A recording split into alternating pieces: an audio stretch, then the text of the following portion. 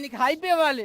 చాలా అమ్మాయిలు వస్తారు, జాన్వీ కపూర్ని చూడడానికి వస్తారు కదా, అది మరి వాళ్ళకి మరి వాళ్ళు రిజల్ట్స్ అయిపోతే మరి ఎందుకు సినిమాకి వచ్చి మాట దేవరని చంపింది ఎవరు అని అంటారు. బాహుబలి అడుగుతారు కదా, కట్టప్పని బాహుబలి అమరేంద్ర బాహుబలిని చంపింది ఎవరని, ఇందులో దేవరని చంపింది ఎవరని పార్ట్ 2లో చూసుకోవాలి.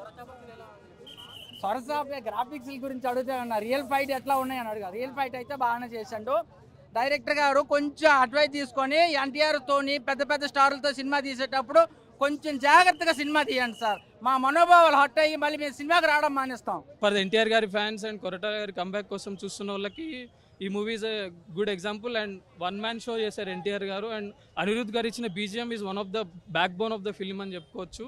And at the same time heroine కానీ వచ్చే ప్రతి క్యారెక్టర్ కానీ వాళ్ళు కొంచెం సేపు ఉన్నా they played their role.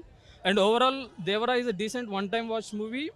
And ఫ్యాన్స్ని డిసప్పాయింట్ అయితే చేయదు. And at the same time trolls negativity create చేసే వాళ్ళకి ఒకటే చెప్తున్నాను, మీరు ఒక సినిమా తీయడానికి వాళ్ళు పెట్టే ఎఫర్ట్స్ని రెస్పెక్ట్ ఇవ్వండి.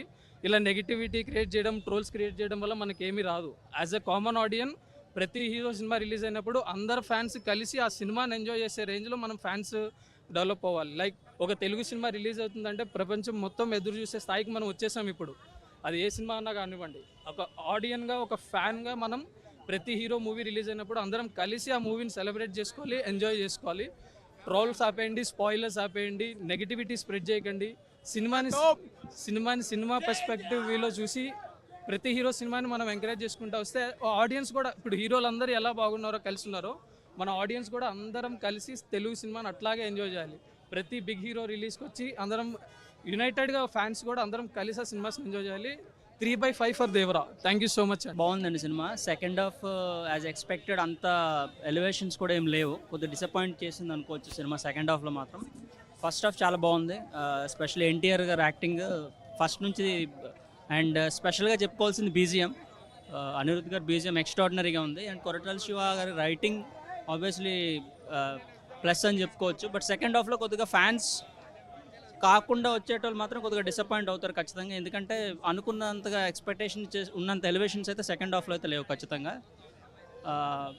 నా పర్సనల్ ఒపీనియన్ ఏంటంటే ఇది 2 పార్ట్స్ కాకుండా 1 పార్ట్గా అనుకొని ఈ సినిమా మొత్తం రైటప్ చేసి బాగుండదు అనిపించింది ఖచ్చితంగా. ఒక సింగిల్ షాట్లో అయితే సినిమా చేత బాగుండేది ఖచ్చితంగా. ఓవరాల్గా ఓకే అండి, చూడొచ్చు. Thank you. బాగుందండి సినిమా అయితే చాలా బాగుంది.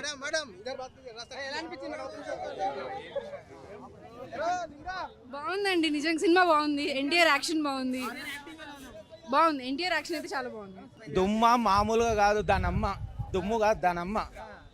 ఆల్రెడీ మనకు తెలుసు ఆ డైలాగ్స్ ఎలా కొడతాడో. బాలయ్య తర్వాత నెక్స్ట్ డైలాగ్స్ కొట్టాలన్నా ఏ చేయాలన్నా ఎన్టీఆర్, జూనియర్ ఎన్టీఆర్. మామూలుగా కాదు, గూస్ బంప్స్ వస్తాయి మనకు. ఆ goose bumps not only NTR acting స్కిల్సే కాదు, బ్యాక్గ్రౌండ్ మ్యూజిక్, బీజిఎం ఎంటర్ అయినప్పుడు, ఫైటింగ్స్ అప్పుడు మీకు అసలు ఇంత లాంగ్లో ఎన్నో ఫైటింగ్స్ ఉన్నాయి. బట్ ఎక్కడ మీకు ఫైటింగ్స్ అనేది ఒక్కొక్క ఫైట్ అయితే ఊపొస్తుంది కానీ బోర్ రాదు. అది ఆ మూవీలో చాలా బాగా అనిపించింది నాకు. హైలైట్ అంటే యాక్టింగ్, ఎన్టీఆర్ది యాక్టింగ్, వన్ మ్యాన్ షో అందుకే అంటున్నాను కదా, డైరెక్షన్, యాక్టింగ్. థర్డ్ వచ్చేసి హీరోయిన్ రోల్. ఎందుకంటే మేబీ పార్ట్స్ వైజ్ వెళ్తున్నాడు, పార్ట్ 2 ఉంది కదా, ఈ ఫస్ట్ పార్ట్ కాబట్టి తనని జస్ట్ ఏంటంటే ఒక గ్లింప్స్ లాగా ఎంటర్ చేశాడు కొంచెం రోల్. సెకండ్ ఏంటంటే తనకి మేబీ ఎందుకంటే